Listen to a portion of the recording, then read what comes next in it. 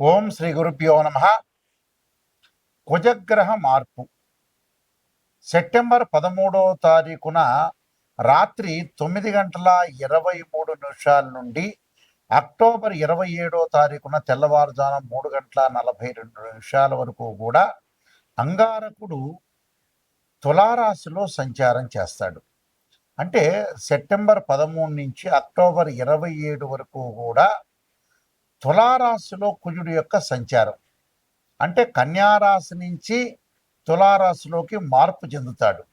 ఎప్పుడు సెప్టెంబర్ 13వ తారీఖు నుండి అక్టోబర్ 27 వరకు కూడా 45 రోజుల పాటు కుజుడు శుక్రుడు యొక్క క్షేత్రంలో తులారాశిలో సంచారం చేయటం.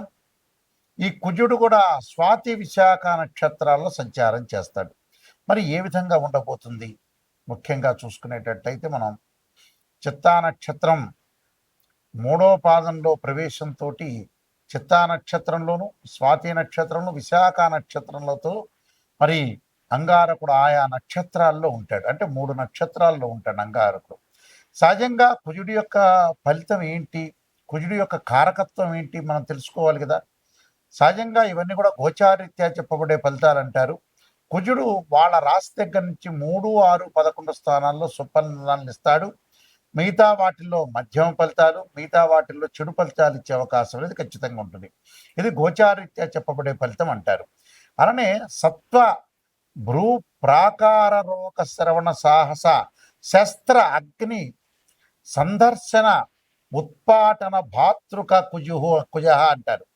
అంటే భాతృక కుజ అంటారు. అంటే కుజుడు ఎలా ఉంటాడు?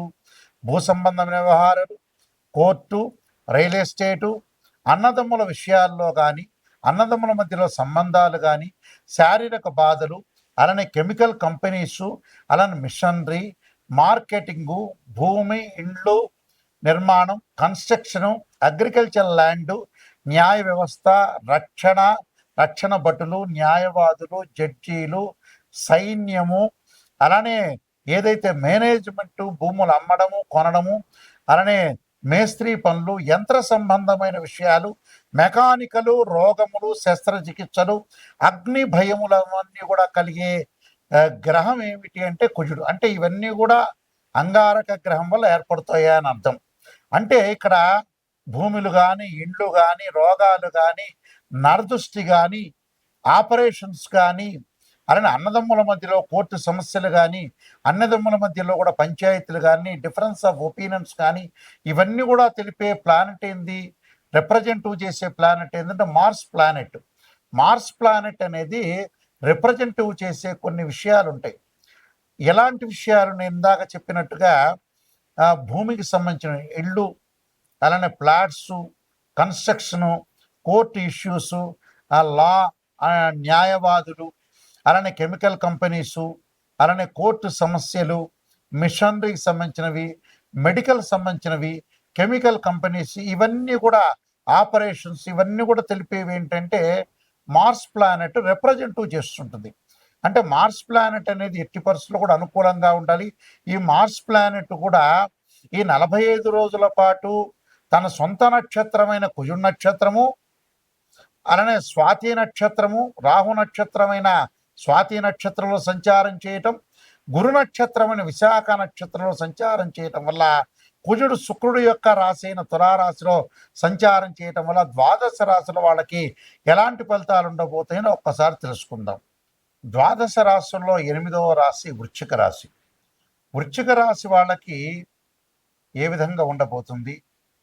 రాస్యాధిపతి అయిన కుజుడు వ్యయస్థానంలో ఉండటం, అలానే షష్ఠమాధిపతి ఇక్కడ ఏదైతే రాస్యాధిపతి వ్యయస్థానంలో ఉండటం వల్ల మరి ఏ విధంగా ఉండబోతుంది? అంగారకుడి యొక్క మార్పుని మనం తెలుసుకుందాం.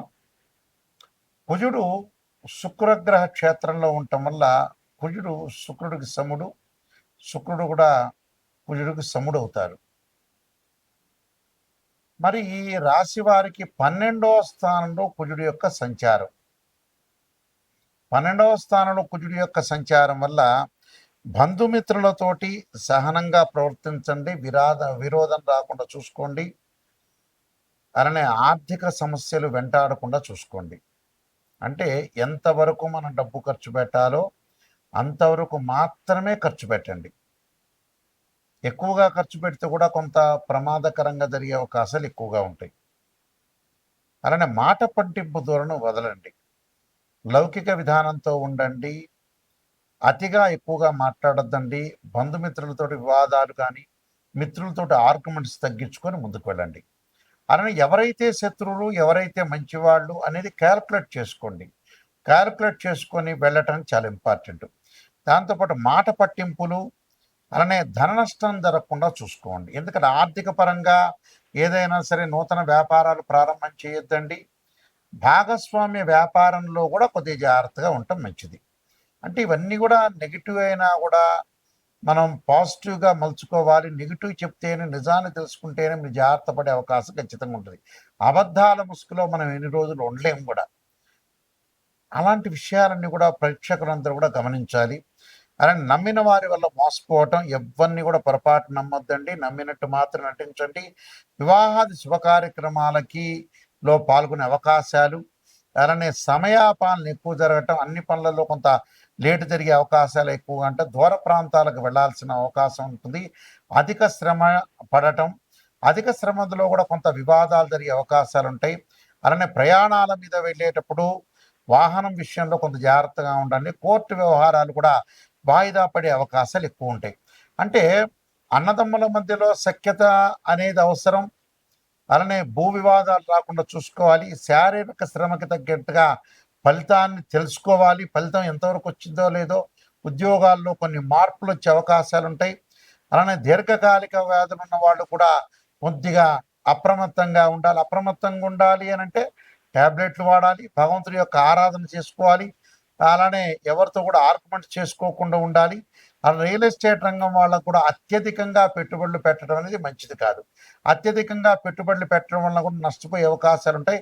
అన్నదమ్ముల మధ్యలో కూడా కొంత మ్యూచువల్ అండర్స్టాండింగ్లో చూసుకుని ముందుకెళ్తే మనకు మంచి జరిగే అవకాశాలు ఎక్కువ ఉంటాయి. అయితే నేను చెప్పబోతున్న కొన్ని రెమెడీస్కి ఆ రెమెడీస్ మీరు పాటించండి. అంగారకుడి యొక్క ఆరాధన చేయండి. సుబ్రహ్మణ్య స్వామి అనుగ్రహాన్ని పొందితే మనకు మంచి జరిగే అవకాశం ఖచ్చితంగా ఉంటుంది.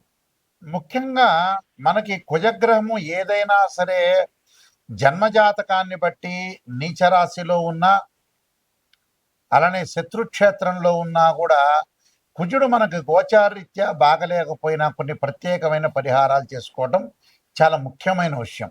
ఎందుకంటే కుజగ్రహం అనేది సహజంగా ఉచ్చస్థానాన్ని మనం చూసుకుంటాం. ఉచ్చస్థానం అనేది ఎక్కడ ఉంటుందో చూసుకుంటాం. చూసుకున్న తర్వాత దాని యొక్క నీచ స్థానాన్ని కూడా మనం గమనిస్తూ ఉంటాం. అయితే ఇక్కడ గోచారీత్యా ఇక్కడ మనకి కుజుడు అనుకూలంగా లేకపోయినా మనం పుట్టినప్పుడు బర్త్ చార్ట్ అనేది ఒకటి ఉంటుంది, జన్మజాతకం అనేది.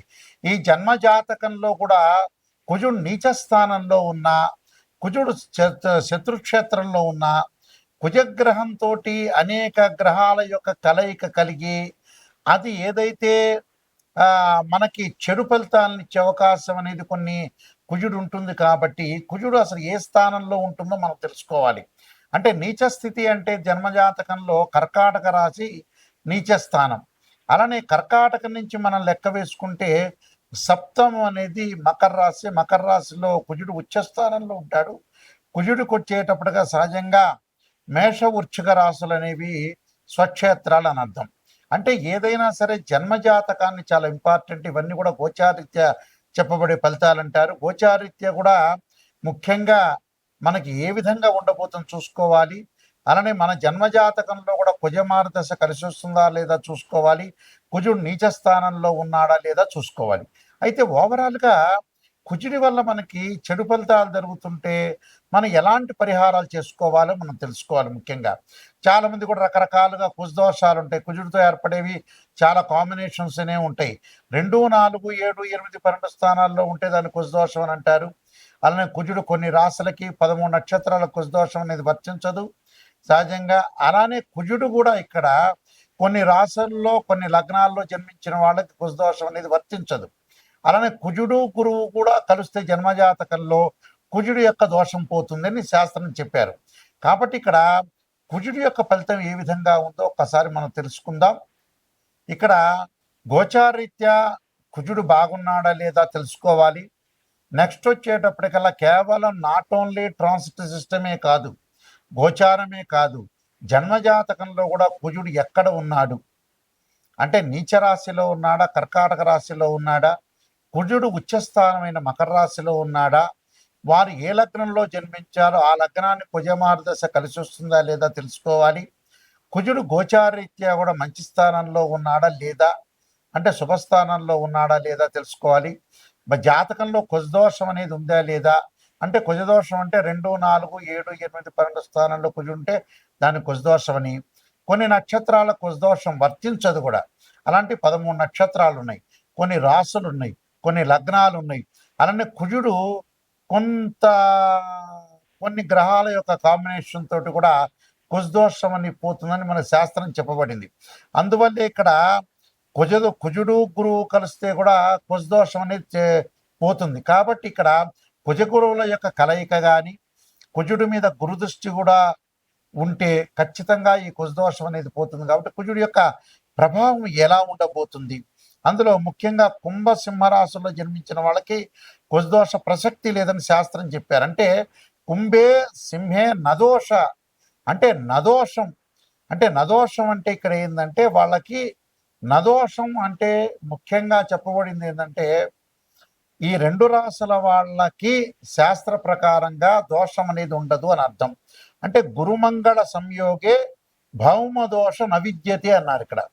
అంటే గురువు కుజుడితో కలిసిన అలానే గురువు యొక్క దృష్టి కుజుడి మీద ఉన్నా కూడా ఇక్కడ కుజదోషం అనేది వర్తించదు అని చెప్పారు. అలానే కుంభే సింహే నదోష స్యాత్ అంటారు. అంటే కుంభంలో కానీ సింహరాశిలో జన్మించిన వాళ్ళకి కుజదోషం వర్తించదని శాస్త్రంలో చెప్పారు. కాబట్టి కుజదోషం నిజంగా ఉంది, కుజుడు గోచారీత్యా బాగలేదంటే దాని ప్రత్యేకమైన పరిహారాలు అంగారకాయుజ్ఞే శక్తి అస్థాయిమే తన్నో భౌమ ప్రచోదయాత్ అనే మంత్రాన్ని, అలానే అంగారక పాశుపతాస్ రుద్రాభిషేకాన్ని చేసుకోవాలి. దానితో పాటు ముఖ్యంగా అంగారకుడు సంబంధించిన పాశుపతాస్ హోమం చేసుకోవటం చాలా ఇంపార్టెంట్. అంగారకుడు సంబంధించిన పాశుపతాస్ హోమము భుజ జపం ఉంటుంది 7000 సార్లు బ్రాహ్మణోత్తములు చేస్తారు.